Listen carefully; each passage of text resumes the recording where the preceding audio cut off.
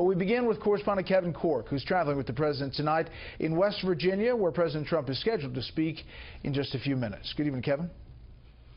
Hey there, Brett. You're right about that. Listen, whether he is at home or here on the road in the mountain state of West Virginia, the president is obviously content calling out those he feels like are standing in the way of his health care agenda. And in many instances, that includes members of his very own party. Now it is up to us to get great health care for the American people. We must repeal and replace Obamacare now. In an effort to steer the public conversation away from the Russia investigation and back toward health care, President Trump today met with a group of Americans who believe they have been hurt by the Affordable Care Act. Behind me today, we have real American families, great families. Just spent a lot of time with them, who are suffering because 7 years ago a small group of politicians and special interests in Washington engineered a government takeover of health care. Every pledge that Washington Democrats made to pass that bill turned out to be a lie. It was a big, fat, ugly lie. Today's meeting came just hours after Mr. Trump warned Republican lawmakers that there would be repercussions if they failed to act on health care reform.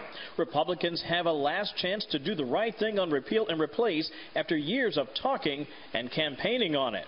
That tweet won in a series about health care over the past week, each meant to ratchet up the pressure on Senate Republicans to repeal and replace Obamacare. To every member of the Senate, I say this: the American people have waited long enough. There's been enough talk and no action. Now is the time for action. Any senator who votes against starting debate is telling America that you are fine with the Obamacare nightmare, which is what it is. While health care reform has consumed much of the president's social media of late, increasingly he's turning his attention toward Attorney General Jeff Sessions, whom the president has previously criticized for recusing himself from the Russia investigation. So why aren't the committees and investigators, and of course our beleaguered AG, looking into crooked Hillary's crimes and Russia relations? This, as new White House Communications Chief Anthony Scaramucci is warning that the leaks that have beset the Trump administration from the very beginning will end on his watch, or else. They're going to get fired.